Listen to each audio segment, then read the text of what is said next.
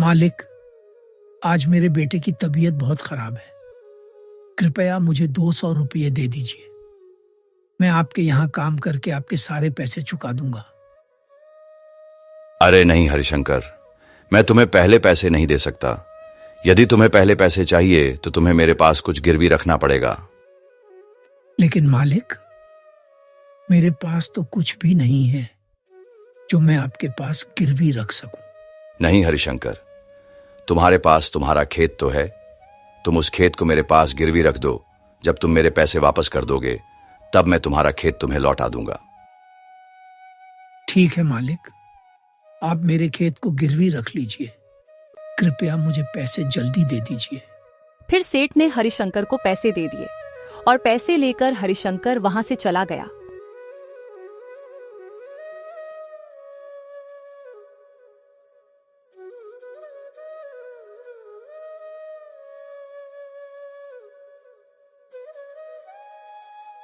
सेठ धनपत राय बहुत ही कुटिल था, मानो उसका हृदय पत्थर के समान हो, जो लोगों की मजबूरियों का फायदा उठाता था।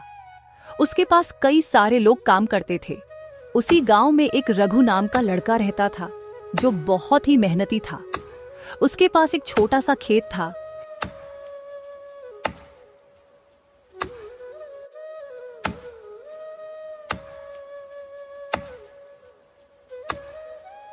अरे रघु बेटा, जरा पानी वानी तो पी लो। तुम कितनी मेहनत करते हो।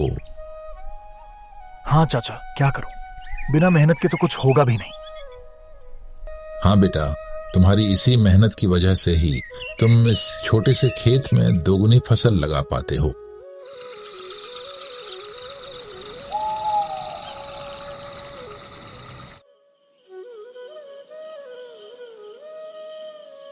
रघु अपने बूढ़े माता पिता के साथ ही रहता था। रघु के पिता की तबीयत हमेशा खराब ही रहती थी। घर की सारी जिम्मेदारियां रघु के कंधों पर ही थी। पिताजी, आज तो आपकी दवाई खत्म हो गई है। कोई बात नहीं बेटा, तुम कल मेरे लिए दवाई ले आना।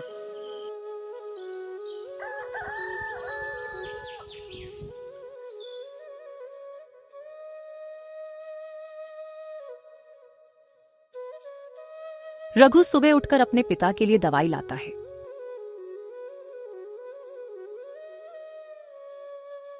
माँ, मैं पिताजी के लिए दवाई ले आया हूँ। आप पिताजी को दवाइयाँ समय से खिला देना।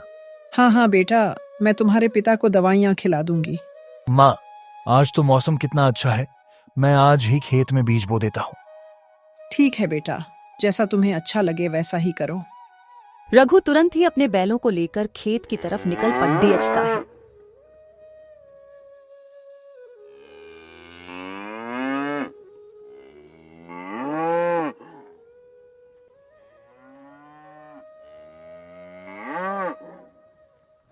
चल चल चल चल, आज हमें इस खेत को जोतना है और इसमें बीज बोना है।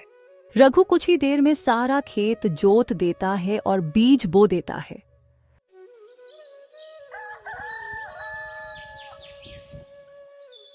कुछ ही दिनों में खेत में बहुत अच्छी फसल तैयार होती है। अरे रघु भाई, हर बार की तरह इस बार भी आपके खेत में कितनी अच्छी फसल तैयार हुई है। हाँ सुंदर भाई, यह सब ऊपर वाले का ही आशीर्वाद है, जो हर बार मेरे खेत में इतनी अच्छी फसल होती है। वे दोनों आपस में बात कर ही रहे थे कि तभी काले बादल छा जाते हैं।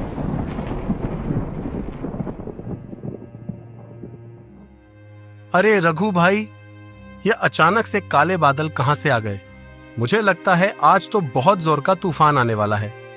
चलो जल्दी से घर चलते हैं। अरे सुंदर भाई, ठीक ठीक बोलो।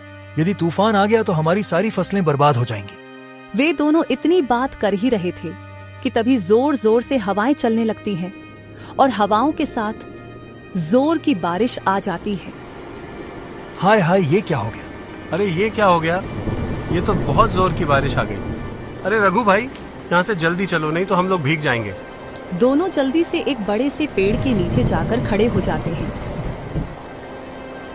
सुंदर भाई, यदि ऐसे ही बारिश होती रही तो हमारी सारी फसलें बर्बाद हो जाएंगी। कुछ ही देर में बारिश के साथ साथ ओले भी गिरने लगते हैं। देखते ही देखते कुछ देर में ही सारी फसलें बर्बाद हो जाती हैं।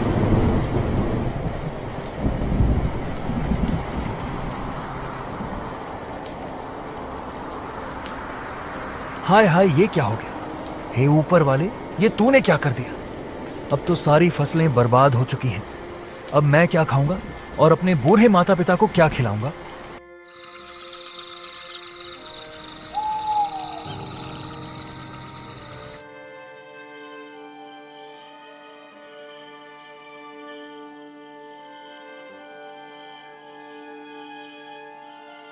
बेटा तुम चिंता मत करो, ईश्वर पर भरोसा रखो, सब कुछ ठीक हो जाएगा। नहीं पिताजी, अब कुछ भी ठीक नहीं होगा। हमारी सारी फसलें तो नष्ट हो चुकी हैं। अब हम क्या करेंगे पिताजी? बेटा तुम चिंता मत करो, तुम कल ही सेठ धनपत राय के घर चले जाना, वो तुम्हें काम पर जरूर रख लेंगे।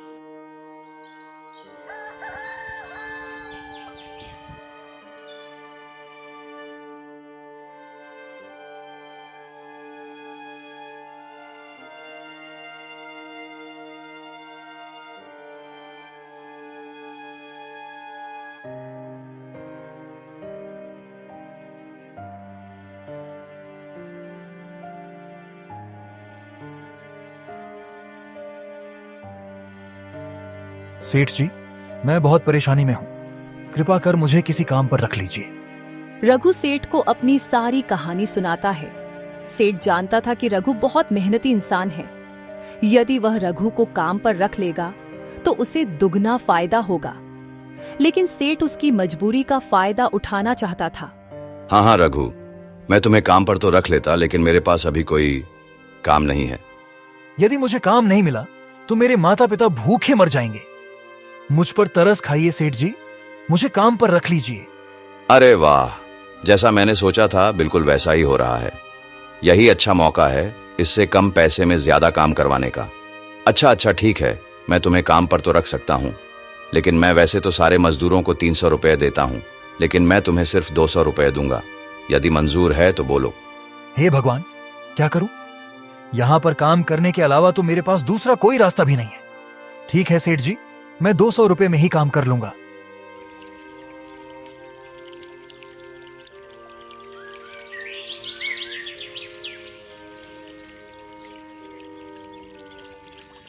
रघु अगले दिन से ही सेठ के घर काम करने लगता है। इसी प्रकार रघु को काम करते करते पूरा 2 महीना गुजर जाता है। रघु ने सेठ के खेत में 2 गुनी फसल उगा दी। ये देखकर सेठ बहुत खुश हो जाता है। अरे रघु, ये लो तुम्हारी आज की मजदूरी। अब तुम्हें कल से काम पर आने की कोई आवश्यकता नहीं है। लेकिन सेठ जी, आप अचानक से मुझे काम से क्यों निकाल रहे हैं? क्या मुझसे कोई गलती हो गई मालिक? नहीं रघु, तुमसे कोई गलती नहीं हुई है। अभी मेरे पास तुम्हारे लिए कोई काम नहीं है। जब मेरे पास काम होगा तो मैं तुम्हें जरूर बुला लूंगा। लेकिन मालिक, यदि आप मुझे काम से निकाल देंगे तो मैं भूखा मर जाऊंगा। मैं अपने पिता के लिए दवाइयां कहां से लाऊंगा? मुझ पर दया कीजिए सेठ जी। सेठ रघु की एक बात भी नहीं सुनता और उसे काम से निकाल देता है।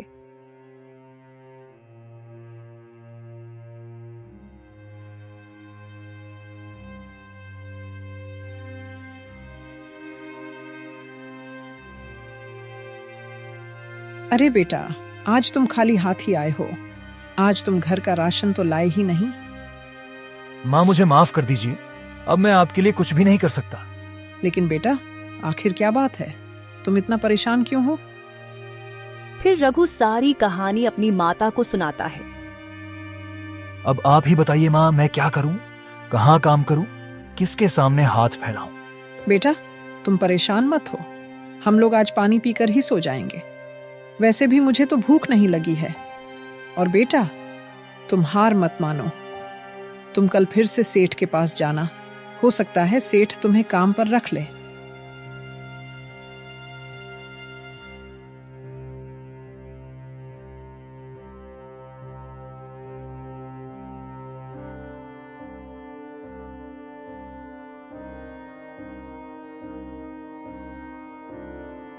अरे सेठानी जी, आप मेरे लिए नाश्ता तैयार रखना। मैं जरा खेतों की तरफ से घूम कर आता हूँ। ठीक है, आप आराम से जाइए, तब तक मैं आपके लिए नाश्ता तैयार कर दूंगी। इतना सुनकर सेठ वहां से चल पड़ता है।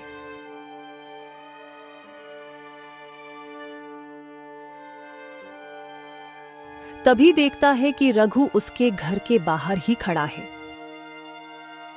अरे रघु, तू इतनी सुबह सुबह यहाँ क्या कर रहा है? मालिक, मैं आपके पास ही आया था। यदि मुझसे कोई भूल हो गई हो तो उसे क्षमा कर दीजिए मालिक, लेकिन मुझे काम पर रख लीजिए। अरे रघु, तू तो कितना बेशर्म है। मैंने तुझे कितनी बार मना किया है कि मेरे पास कोई काम नहीं है, फिर भी तू मेरे पास चला आता है। क्या तेरे अंदर कोई शर्म लिहाज नहीं है? मालिक, मुझे शर्म तो आती है, लेकिन जब मैं अपने बूढ़े माता पिता को पानी पीकर सोता हुआ देखता हूं तो मुझे यह अपमान कुछ भी नहीं लगता। लेकिन मैं तुझे कोई काम नहीं दे सकता। चल भाग यहां से।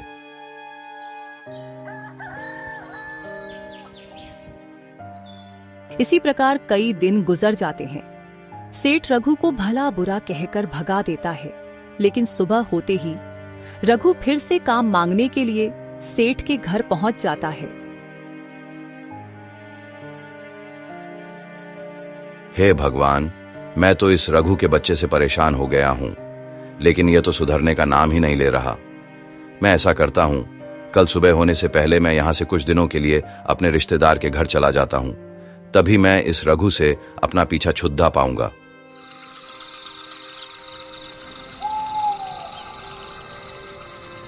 सुबह होने से पहले सेठ और उसकी पत्नी बैलगाड़ी में बैठकर वहां से चले जाते हैं।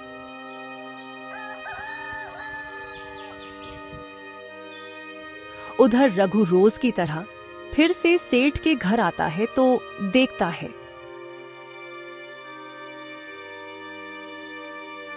लगता है सेठ जी बाहर गए हैं। मैं एक काम करता हूं, यहां पर बैठ जाता हूं। इतना सोचकर रघु पेड़ के नीचे बैठ जाता है। तभी कुछ चोर सेठ के घर के पास आते हैं।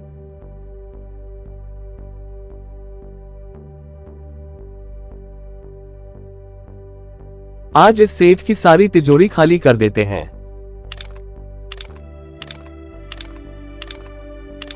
अरे ये शोर कैसा? ये कौन है? मुझे लगता है ये तो कोई चोर है। अरे रुक जाओ, तुम लोग ये क्या कर रहे हो? तुम सेठ के घर का ताला क्यों तोड़ रहे हो? अरे बेवकूफ, तुझे दिखाई नहीं देता? हम लोग चोर हैं और ये ताला हम लोग चोरी करने के लिए ही तोड़ रहे हैं। चल भाग जा यहाँ से। अरे नहीं नहीं, मेरे रहते हुए मैं तुम लोगों को चोरी नहीं करने दूंगा। अच्छा, तो तू हमें चोरी करने से रोकेगा? रोक, हम तुझे अभी मजा चखाते हैं। इतना कहकर सारे चोर बेचारे रघु पर टूट पड़ते हैं। चोर चोर, कोई मुझे बचाओ, नहीं तो ये चोर मुझे मार डालेंगे। रघु की ये आवाज सुनकर गांव के कई लोग वहां पर आ जाते हैं। तभी वे सारे चोर वहां से भाग जाते हैं, लेकिन बेचारा रघु काफी ज्यादा घायल हो जाता है।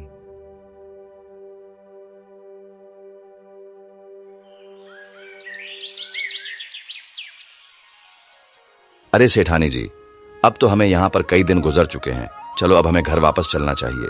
इतना सोचकर सेठ और सेठानी दोनों अपने घर के लिए निकाल पड़ते हैं।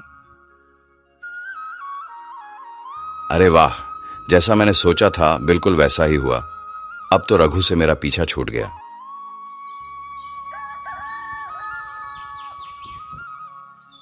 लेकिन ऐसा कैसे हो सकता है? रघु आज भी नहीं आया।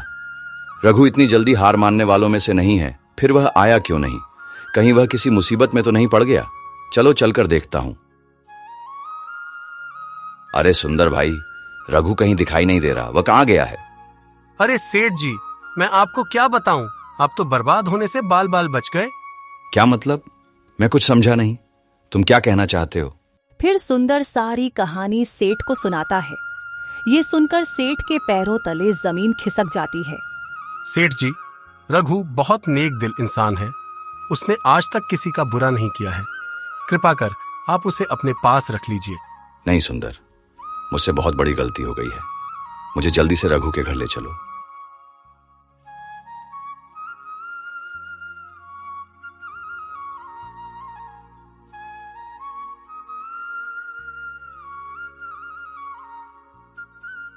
सेठ जैसे ही रघु के घर पहुंचता है तो देखता है रघु घायल अवस्था में चारपाई पर पड़ा है। रघु, मुझे माफ कर दो। मैंने तुम्हें बहुत तकलीफ दी। जिस इंसान को मुझे अपने गले लगाना चाहिए था, मैंने उसे ही तकलीफ दी। हो सके तो मुझे माफ कर देना रघु। नहीं सेठ जी, आप माफी क्यों मांग रहे हैं? ये तो मेरा फर्ज था। रघु, तुम कल से मेरे पास आ जाना। मैं तुम्हें अपना विशेष अधिकारी बनाऊंगा। फिर सेठ तुरंत ही रघु की माँ को 500 रुपये दे देता है और अगले ही दिन से सेठ रघु को अपना विशेष अधिकारी बना लेता है।